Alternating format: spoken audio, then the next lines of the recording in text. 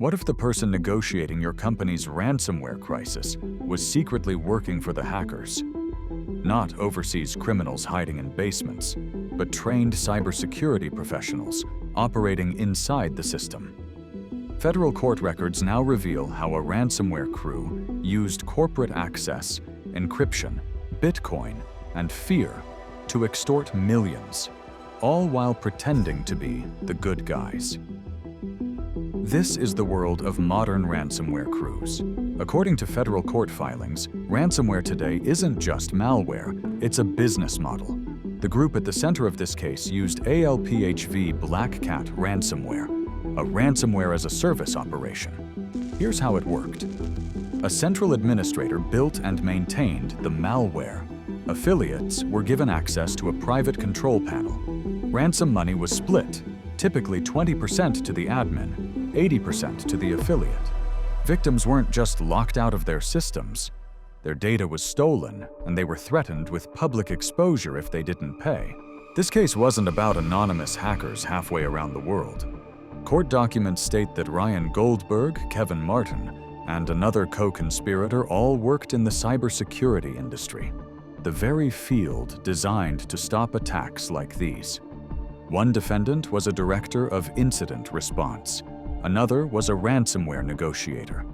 Instead of protecting victims, prosecutors say they used professional access to breach networks, ran anti-forensic tools to hide their activity, negotiated ransoms with victims they had already attacked.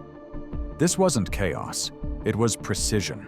Federal filings describe attacks against multiple US companies: a medical device company, a pharmaceutical company, a doctor's office, an engineering firm, a drone manufacturer.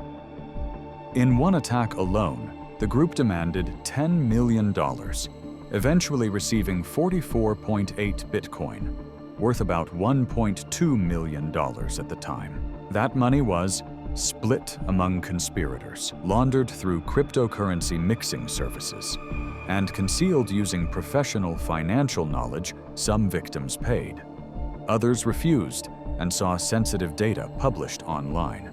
This case didn't end in speculation. Federal court records confirmed that Ryan Goldberg and Kevin Martin pleaded guilty to conspiracy to obstruct commerce by extortion. They admitted participating in ransomware attacks, sharing ransom proceeds, and exploiting trusted access. Each now faces up to 20 years in federal prison, with sentencing to be determined by a federal judge. This case exposes a disturbing truth. Ransomware isn't always an outside threat. Sometimes it comes from inside the industry itself.